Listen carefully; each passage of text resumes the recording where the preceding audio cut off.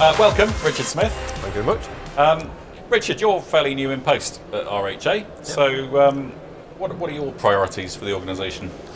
Been in post 2 years, and the first priority was to set some priorities. And the reason why we chose the 6 priorities that we did was to give a clear focus to our members, to our colleagues, and to the officials, whether it be national, local, regional government, exactly what the issues of the industry are. So we talk about decarbonisation, we talk about skills, we talk about infrastructure, very similar issues to the recent alliance that we've just formed with the other trade bodies.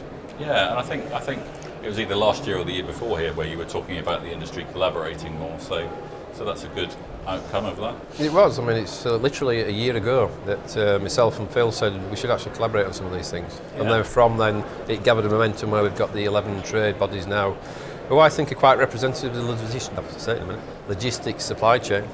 You know, actually all targeting their efforts on 5 areas and 5 asks from government. Yeah. The most crucial one probably being the creation of the role of a Minister of Logistics. Yes. So we actually start to talk about logistics. Yeah. And as I always say to David and to Phil and to you, Kevin, the clue's in the title. You know, so Logistics UK is the overarching umbrella. Yeah. The RHA is the spoke down to the roads. UQA is the spoke to the warehouses, etc., etc. Yeah. Yeah, absolutely. And it's good to see, isn't it? It's the first time that I think the industry have really worked in that way.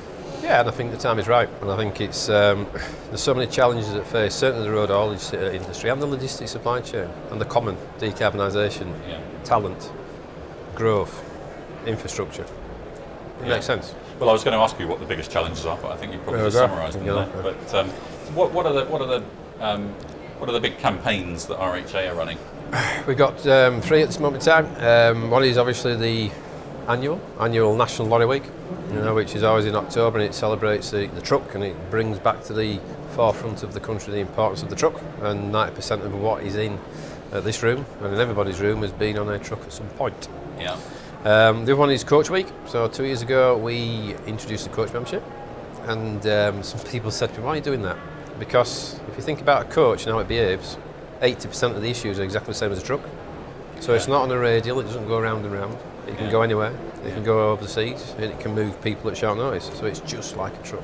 So we've actually got one of the fastest growing coach memberships in the country now. So really, and that changed. I guess that changed quite a lot during COVID, didn't it? The industry, that part of the industry was quite badly hit, wasn't it? And that was actually the birth of the coach membership from our perspective, because during COVID, a number of operators felt that they hadn't been represented and had been forgotten about.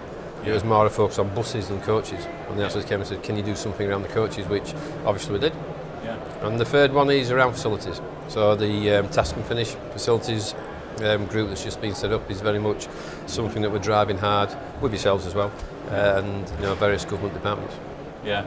Are you hopeful that we're going to see some change? I know it's something we've been talking about for quite a while. I think, from a facilities perspective, I think we will do. There's going to be an interruption where there's potentially going to be a change of ministers and Secretary of States, etc., etc. But like yourselves, we're engaging, with the potential people that may be coming into those roles, and that common message is being carried across, of how critical the facilities are and the infrastructure is to this country. Okay, and you've mentioned forthcoming election and new administration, whatever shape and flavour that might be. Yep. So, what would your main messages to the new administration be?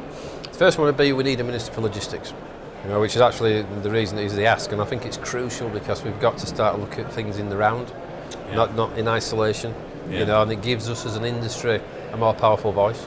I think if we work in isolation, it's divide and conquer, so we're easy targets. If we join forces and collaborate and use all our members' knowledge as well, it just creates a compelling business case. Yeah. Okay, that's great. Good to hear from you. Thank you, Richard Smith. Thank you very much, Kevin.